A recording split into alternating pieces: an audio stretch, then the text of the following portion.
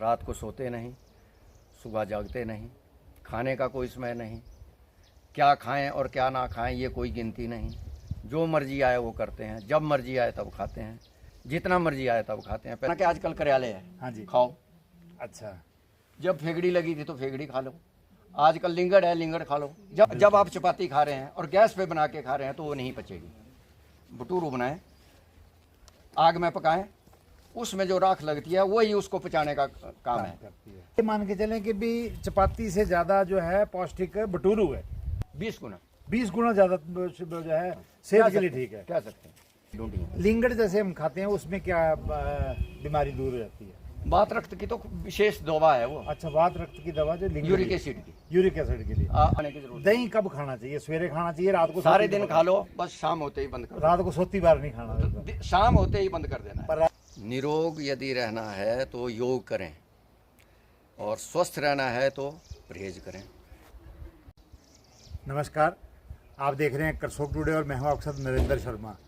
हमारे साथ आज आपका स्वास्थ्य ठीक रखने के लिए बहुत ही विद्वान डॉक्टर हैं ये, और जिला आयुर्वेदिक अधिकारी के पद से जो है ये सेवानिवृत्त हुए हैं। सेवानिवृत्त नहीं हुए हैं ये कह सकते हैं, क्योंकि इनकी सेवाएं लगातार जारी है। ये सरकारी सेवा में भले ही सेवानिवृत्त हुए हैं, परंतु ये लोगों की सेवा कर रहे हैं, समाज सेवा कर रहे हैं। पहले भी आप समाज सेवा बहुत करते थे, अभी तो नहीं है, पहले से ही करते आ रहे हैं 1982 से। हाँ, और जब ये सरकारी सेवा में थे और तब भी ये रविवार का दिन हो और छुट्टी का दिन हो उसको आराम करके नहीं बिताते थे, ये लोगों की सेवा में बिताते थे। सर, अपना परिचय थोड़ा, वैसे तो आपको पूरी दुनिया करसोग में जानती है, मंडी जिला में जानती है, पर अपना थोड़ा सा परिचय आप जो। मैं डॉक्टर विद्यासागर गुप्ता 1/1/1981 को आयुर्वेदिक चिकित्सा अधिकारी पद पे नियुक्त हुआ और 2009 में उपमंडलीय आयुर्वेदिक चिकित्सा अधिकारी के रूप में करसोग ममेल में 4 साल काम किया। उसके पश्चात जिला आयुर्वेद अधिकारी के पद से मंडी जिला से सेवानिवृत्त हुआ हूँ। सर, लोगों का बीमार होना तो चलो एक जो है कुदरती प्रक्रिया भी कह सकते हैं, परंतु कुछ बीमारियां ऐसी हैं जो मानव द्वारा ही बुला ली जाती हैं, ऐसा है क्या? बिल्कुल ऐसा ही है। तो थोड़ा बताएं कौन सी बीमारियां हम सब जो है बुला कर लाते हैं, उनसे बचा जा सकता है?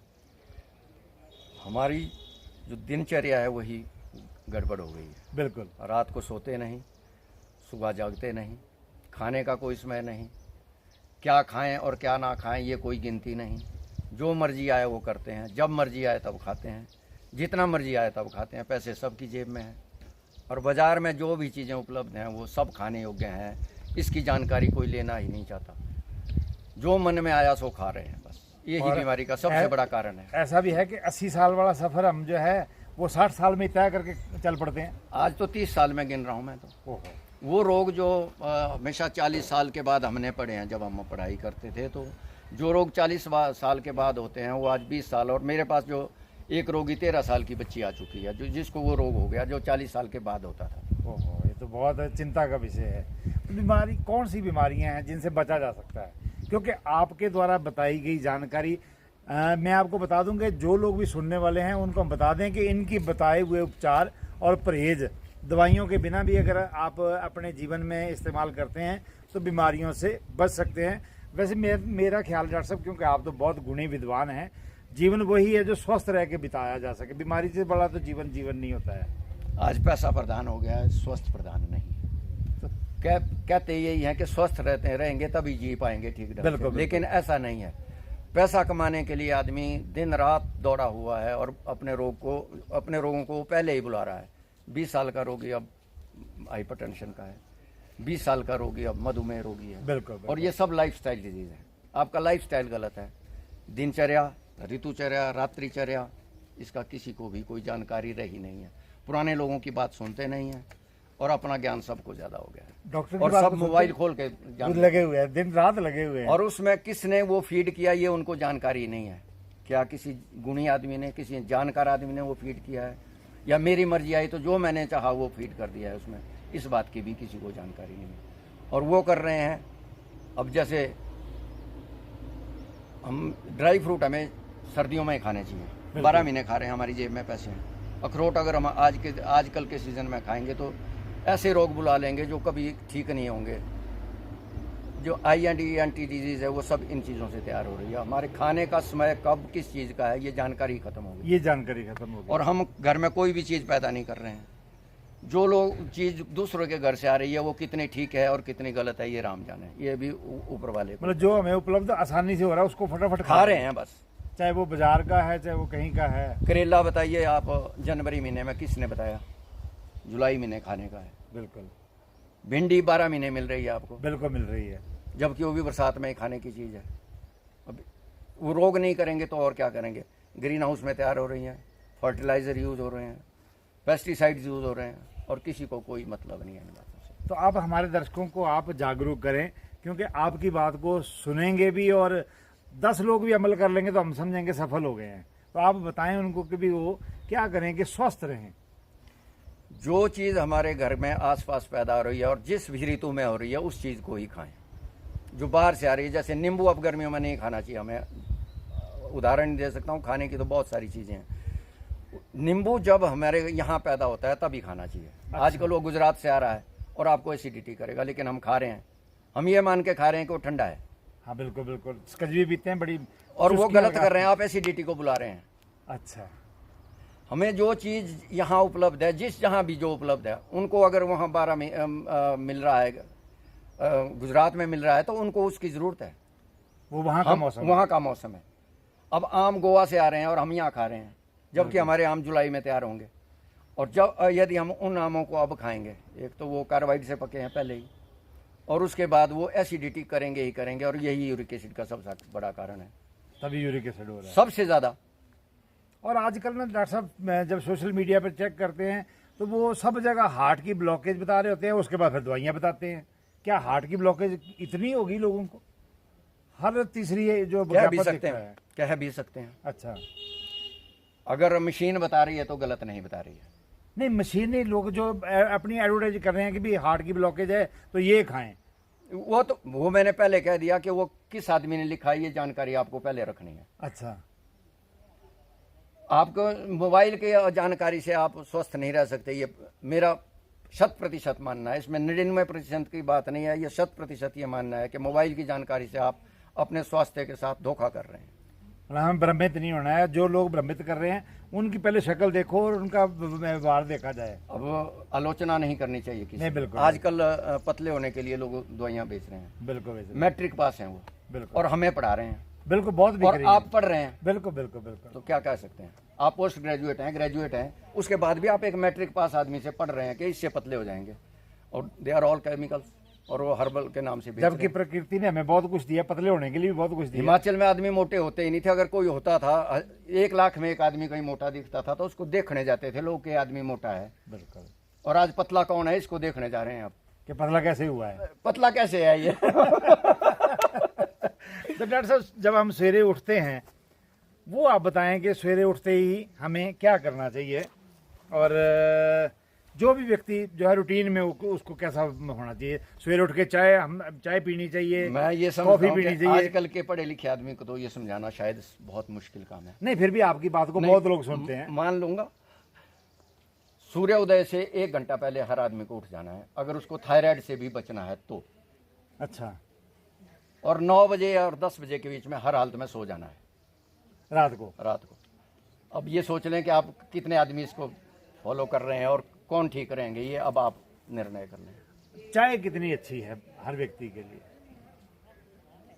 अब आपने ये प्रश्न पूछ लिया जो किसी के लिए भी ठीक नहीं है। नहीं, बिल्कुल आप बताएं। अगर कुछ लोग आपकी बात को सुन के जो है मान लेंगे तो हम समझेंगे हम अपने काम में सफल हुए हैं। चाय जो आपको बाजार में मिल रही हो किसी के लिए भी ठीक नहीं है। अच्छा, चाय जब पहले तैयार होती थी तो उसमें कत्था डाला जाता था रंग बनाने के लिए। अच्छा, खैर कत्था था तो प्राकृतिक चीज़ थी। अब गैम्बियर डाला जाता है, दैट इज़ केमिकल, और आपकी जितनी भी शरीर के तंत्रिका तंतु है सबको ख़त्म कर रही है एक चाय ही। उसके बाद चीनी उसके साथ ऐड कर देते हैं, और उसके बाद दूध ऐड कर देते हैं, और तीनों मिलके काफ़ी अच्छा खासा आपकी सेहत का कबाड़ा कर देते हैं। कबाड़ा ही कर रहे हैं बिल्कुल सभी का। तो खाना जो है वो सवेरे कितना खाना चाहिए, खाने में क्या लेना चाहिए? वो खाना जो 2 समय खाएं, अच्छा, भर पेट खाएं। दोनों रात का खाना कम खाएं, दिन का खाना पूरा खाएं। रात को खाना कितने बजे खाना ठीक है? सोने से 2 घंटे पहले। मतलब कोई भी व्यक्ति सो रहा है तो सोने से 2 घंटे पहले खाना खा लेना, उसके लिए ठीक है, खा लेना चाहिए। हाँ। उसके बाद खाएगा तो वो पचेगा नहीं। पर डॉक्टर साहब एक आपसे प्रार्थना है कि अगर कोई, अब जैसे हम मोबाइल पे लगे रहते हैं तो मोबाइल पे मान लो हम मान के चलते हैं हमने तो सोना 12 बजे है, तो क्या 10 बजे खाना चाहिए? नहीं, वो गलत बात है ना।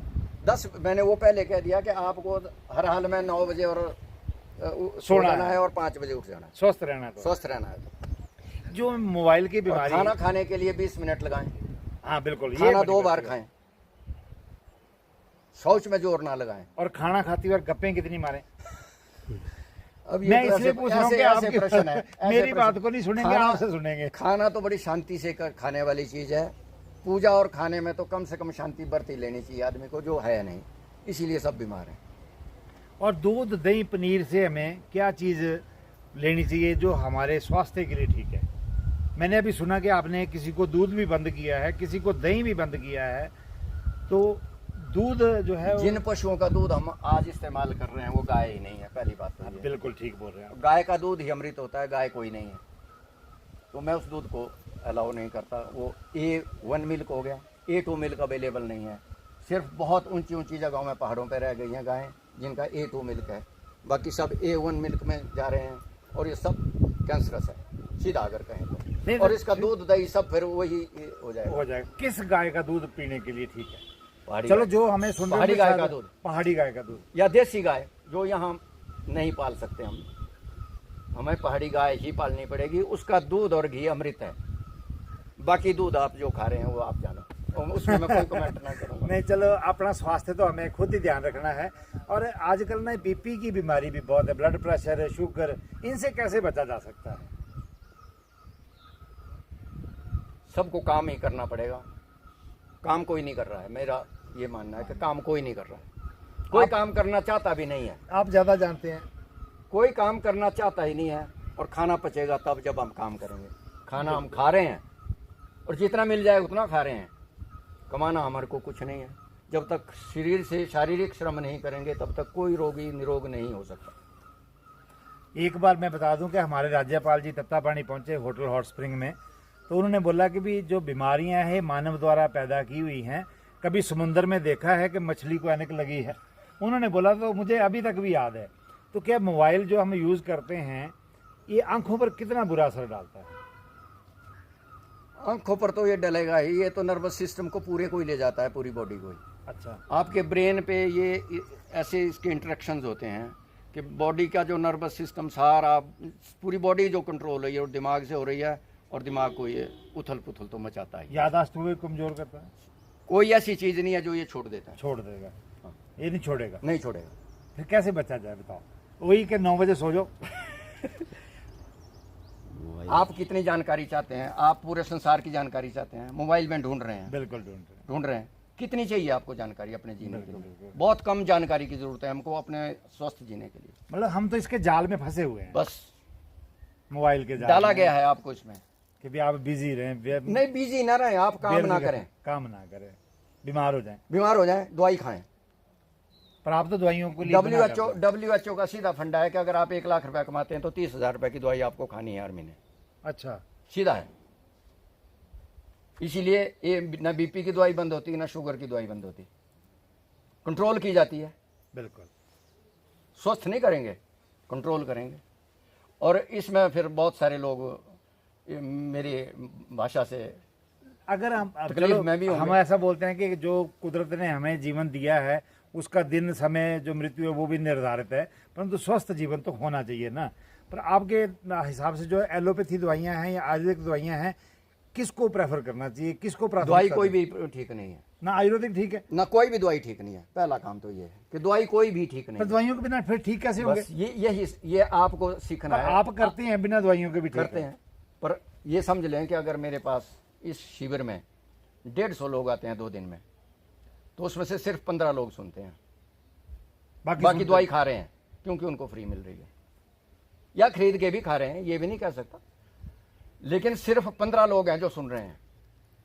10% लोग सुनते हैं केवल, और वो जितनी जल्दी ठीक होता है, वो बार बार आते हैं। नहीं, वो ठीक हो जाते हैं, एक महीने में ही ठीक होके आ जाते हैं। और हमें लगता है कि ये कैसे ठीक हो रहा है। अच्छा, पर वहाँ हमको पता लगता है कि उसने पूरा सुना। पर आप दवाइयाँ बंद भी तो कर देते हैं बाद में। बंद कर देते हैं। बंद शुगर की भी हुई है, बंद ब्लड प्रेशर की भी हुई है, पर मैंने कह दिया 10% लोग हैं, 90% तो दवाई खा रहे हैं। अगर किसी को शुगर है डॉक्टर साहब, तो घर में कैसे, किस चीज़ का उपचार ले कि वो घर में शुगर थोड़ी बहुत उसकी कंट्रोल पहले तो उसको दिमाग ही ठीक रखना पड़ेगा अपना। नहीं बोलते हैं ना ये कि सब नींद जो ब्लड प्रेशर और शुगर है ये दिमाग से। स्ट्रेस से, स्ट्रेस इज द कॉज। और स्ट्रेस को कौन दवाई ठीक कर सकती है? स्ट्रेस को तो आपको ही मैनेज करना है। पर तनाव कैसे दूर करेंगे, वो भी आप जरूर बताएं। संसार का सब कुछ आपको ही क्यों चाहिए? जितना मिला है उसमें खुश रहें, बस उतने में संतुष्ट हो बस जाओ, संतुष्ट हो जाओ, बस इतना ही तो काम है। इच्छाएं कम कर दो। करो, लेकिन उसके लिए मेहनत करो ना। मुफ्त में कुछ मत ताको। सरकार दे, मुझे शर्मा जी दे दें, ये तो अच्छी बात नहीं है। मुझे अगर चाहिए कुछ तो मैं खुद पैदा करूं, करो, उसके लिए मेहनत करो। कौन मना कर रहा है? हवाई जहाज में उड़ो, चांद पे चले जाओ, पर सोच के तो नहीं जा सकते। मोबाइल में बैठे बैठे तो चांद पे आप जाएंगे तो फिर आप अपने रोगों का कारण खुद अपने को बना रहे हैं। डॉक्टर साहब एक आप जरूर बताएं कि जो दिन को नहीं, हमें जो प्रकृति ने दिया है, जैसे लिंगड़ है, बहुत सारी, हिमाचल में तो बहुत कुछ है, क्या हम सीजनली सब्जियां खाएं? वही खाएं, वो तो तंदुरुस्ती आ सकती है, स्वस्थ हो सकते हैं। बिल्कुल स्वस्थ रहेगा। लिंगड़ आते तो लिंगड़ खाएं। आजकल शरीर में पित्त का प्रकोप बढ़ना शुरू हो जाता है कफ के साथ साथ। तो शहतूत है, अच्छा, आँखें हैं, हीर जिसको यहाँ बोलते हैं, वो सब इसीलिए प्रकृति ने उसी सीजन में दिया है। आजकल गला सबका खराब होता है, तो उसके लिए करेले आजकल सबसे बढ़िया। करेले खाएगा कौन? निकालता ही नहीं। कल हम आ रहे थे तो करेले पड़ी है, कोई नहीं निकाल रहा है। कोई नहीं मेहनत कर रहा है। कौन निकाले हाँ। और कौन उसको साफ करे? आपको लगता है कि 20 साल के बाद जो नई जनरेशन आ रही है उनको रहेगी याद की क्या चीज़ है? पूछ के ही करना उनको पड़ेगा। तो आज ये भी नहीं पता है कि करेले है। अच्छा। पूछ के करना पड़ता है। उनको तो पता ही नहीं है, कोई पता नहीं है उनको। वो तो चलो अभी बहुत छोटे हैं। मैं ये समझ रहा हूँ कि जो 30 साल की उम्र के लोग हैं उनको भी पता नहीं है, प्रकृति से इतने दूर हो चुके हैं। आप एक बार जरूर अपनी तरफ से बताएं कि हमारे जो सीजनली कौन सी सब्जियां कब आती हैं, जहां हम रहते हैं, तो वो आप बता दें कि यही खा लो बस। जैसे मैंने कहा ना कि आजकल करेले है, हाँ जी, खाओ। अच्छा। जब फेगड़ी लगी थी तो फेगड़ी खा लो। आजकल लिंगड़ है, लिंगड़ खा लो। जब तक जो उपलब्ध है, ऐसा कोई सीजन नहीं है जिस सीजन में हमारे यहाँ कोई ना कोई सब्जी नहीं है। अगर होती नहीं थी सर्दियों में सब्जियां नहीं होती तो सुखा के रखते थे लोग, मेहनत करते थे वो लोग अपने स्वस्थ रहने के लिए। बिल्कुल बिल्कुल, मतलब आप क्या कहना है कि सीजनली खा लो बस। हाँ। आज अगर इसको अब कहते हैं कि विटामिन बी और डी सबका कम है। हाँ, मेरा भी कम है। हाँ। धूप में खड़े हो नहीं सकते आप। बिल्कुल बिल्कुल। ईस्ट हमने छोड़ दिया, जो हम खाते थे भटूरू घर में, हाँ बिल्कुल जी। फर्मेंटेटेड होता था। हाँ तो गंदम हम फर्मेंटेटेड खाएं तो वो पच जाएगी। हाँ, जब आप चपाती खा रहे हैं और गैस पे बना के खा रहे हैं तो वो नहीं पचेगी। भटूरू बनाएं, आग में पकाएं, उसमें जो राख लगती है वही उसको पचाने का काम है। करती है। और अब किसको समझाएंगे? मतलब हम ये मान के चलें कि भी चपाती से ज्यादा जो है पौष्टिक भटूरू है। 20 गुना 20 गुना ज्यादा जो है सेहत के लिए ठीक है। कह सकते हैं। चलो, ये तो आपने बहुत बढ़िया बोली। वैसे हिमाचल हमने में छोड़ हमारे दिया है, पास- कोई नहीं बनाता, किसी के घर में नहीं मिलेगा इस टाइप को सजेड़ा, किसी के घर में नहीं मिलेगा। हमने जो कुछ जितनी हमने सुविधाएं ढूंढी है अपने लिए, बीमार होने के लिए ढूंढी है। लिंगड़ जैसे हम खाते हैं उसमें क्या बीमारी दूर हो जाती है? बात रक्त की तो विशेष दवा है वो, अच्छा, वात रक्त की दवा जो लिंगड़ यूरिक एसिड की। यूरिक एसिड के लिए। आपके शब्दों में, वैसे हमारे शब्दों में नहीं है। अच्छा, वो बात रक्त है। चलो आसानी से मिल जाती है हाँ, ना। वो बात रक्त का निवारण है, सीधा सीधा।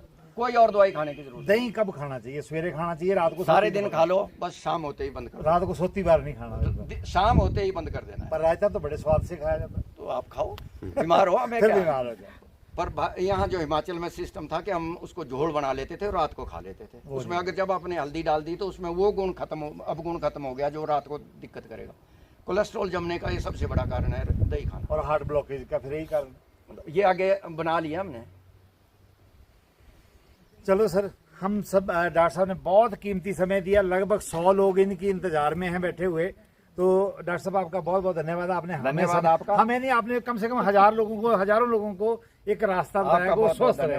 तो आपका बहुत बहुत आभार। एक भी स्वस्थ हो जाए तो हम सफल हो गए। हम सफल हो गए। तो सभी दर्शकों से आगे रह के डॉक्टर साहब की बात को जरूर सुने, स्वस्थ रहेंगे, तंदुरुस्त रहेंगे, लंबा जीवन बिताएंगे, बीमारियों के बिना जीवन बताएंगे। तो आप इनकी बातों पर जरूर गौर करें। आप हमारे साथ जुड़े, इसके लिए आपका बहुत बहुत धन्यवाद।